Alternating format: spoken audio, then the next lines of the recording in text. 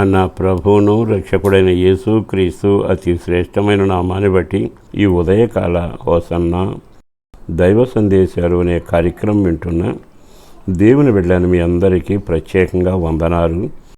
ప్రభు యొక్క మేలుడు చేత మీరు తృప్తి పొందుదురుగాక. ఈ శుభవేళ నేను మీతో చెప్పాలనుకున్న మాట ఏమిటంటే, లేఖనాల్లో చక్కని మాట రాయబడుతుంది. అదేమిటంటే, మన జీవితాల్లో కొన్నిసార్లు దేవుని కోపాన్ని చూస్తాం. కొన్ని కార్యాలు జరిగాయా, అమ్మో దేవుడు తన కోపాన్ని చూపాడండి, భలే ఉగ్రత కుమ్మరించబడింది అంటూ ఆ పదాలు వాడతాం. అది భూమి మీద జరిగినప్పుడు ప్రళయంగా కానీ భూకంపంగా కానీ మరో రకంగా కనబడవచ్చు, తెగులుగా కూడా కనబడుతుంది. కొన్నిసార్లు మన ఇంట్లో కొన్ని కార్యాలు జరుగుతాయి, వెంటనే దేవుడు తన కోపాన్ని మన మీద కుమ్మరించినట్టే ఉన్నాడు, మనం నడిచిన నడత బాగుండలేదుగా, దాని ఫలితం ఇదే కాబోలు అన్నట్టు వాపోతుంటాం.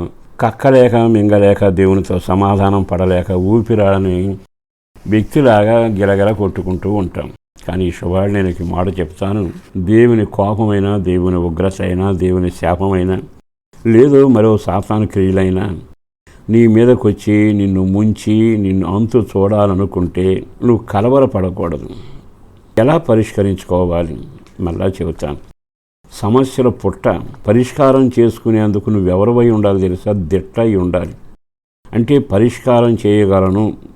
కారణం ఏంటంటే, నా శక్తి కాదు, నేను నమ్ముకున్న దేవుడు గొప్పవాడు, నేను ఆధారపడ్డ కొండ బండలాంటిది, నేను ఎవరిని నమ్మానో ఆయన నాకు ఆశ్రయదుర్గం, ఆయన న్యాయవంతుడు సైన్యాధిపతి అని గుర్తుంటే సమస్యలు వస్తే పరిష్కరించగలను అనే ఒక ఆలోచన నీకు కలుగుతుంది. అయితే ఇప్పుడు దేవుని కోపం కానీ శాపం కానీ ఏదైనా ఇంటి మీదకి వచ్చింది అనుకో, వెంటనే నువ్వేం చేయాలి?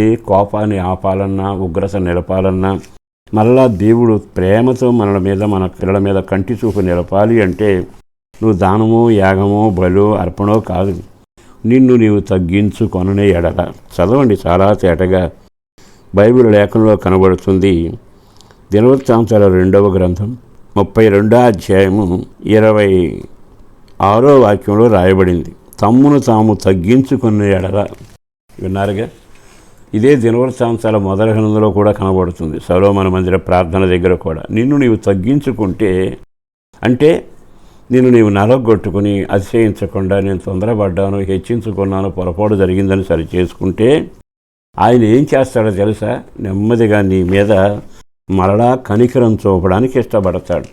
తగ్గించుకొనుట, తమ్మును తాము జనులు తగ్గించుకొని నా దగ్గర వారు ప్రార్థన చేసిన ఎడల ఆకాశముందున్న దేవుడు వారి పట్ల కార్యం చేస్తాడు అని ఒక రాజుగారు చెప్పాడు. దేవుడు అలాగే కార్యం చేశాడు.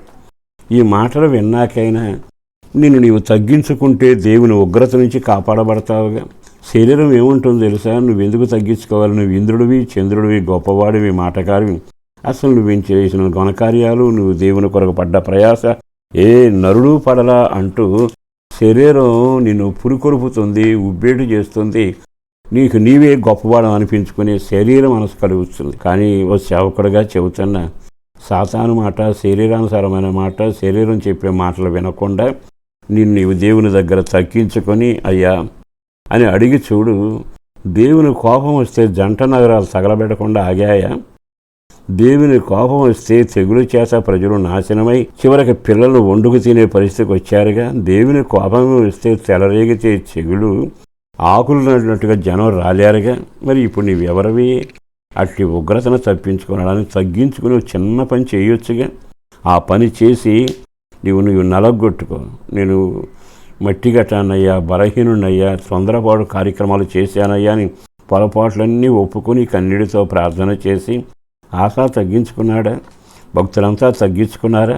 నీవు అలా తగ్గించుకుని దేవునిలో విధేయత చూపుతూ లోబడిపో. వెంటనే దేవుని కనికరం మీదకి వస్తుంది. ఆ వచ్చిన ఉగ్రత అంతా తొలగిపోతుంది. నీకు మరలా నా దేవుని కృపను బట్టి మంచి రోజులు నీకు కలుగునుగాక. ఆ కృప మీరు పొందబోతా ఉన్నారు. తగ్గించుకునే లోబడే మనసులోనికి రండి, అద్భుతం మీ గుమ్మంలో నిలబడుతుంది. పరిశుద్ధులను ప్రేమామయుడైన ప్రభు వందనాలయ. అపారమైన నీ ప్రేమను బట్టి ధన్యవాదాలు. చేసిన మేలు కొరకు వందనాలు, చేయబోతున్న కార్యాల కొరకు వందనాలు. కృప కలుగునగాక. నెమ్మది చేత నింపండి, క్షేమాన్ని కలుగు చేయండి, రాకడ కొరకు సిద్ధపరచండి. అన్ని విషయాల్లో నీ వాక్యానుసారంగా జీవిస్తూ ప్రార్థన పరిచయలోను, చేస్తున్న పనులోను, కష్టార్జిత విషయంలోను, వృద్ధాప్యుల బిడ్డల కొరకును, అలాగే పసికందుల కొరకును, సంతానం లేని వారి కొరకును, ఎదిగిన పిల్లల వివాహాల కొరకును, ఆర్థిక పరిస్థితులు సరిచేయబడటానికి, అన్యాయం జరిగిన వారికి న్యాయం జరిగేట్టుగా కృప చూపండి. నాదుడివై, పోషకుడవై, రక్షణ భాగ్యంతో నడిపించండి. యేసు పేరట వేడుచున్నాము తండ్రి. ఆమేన్.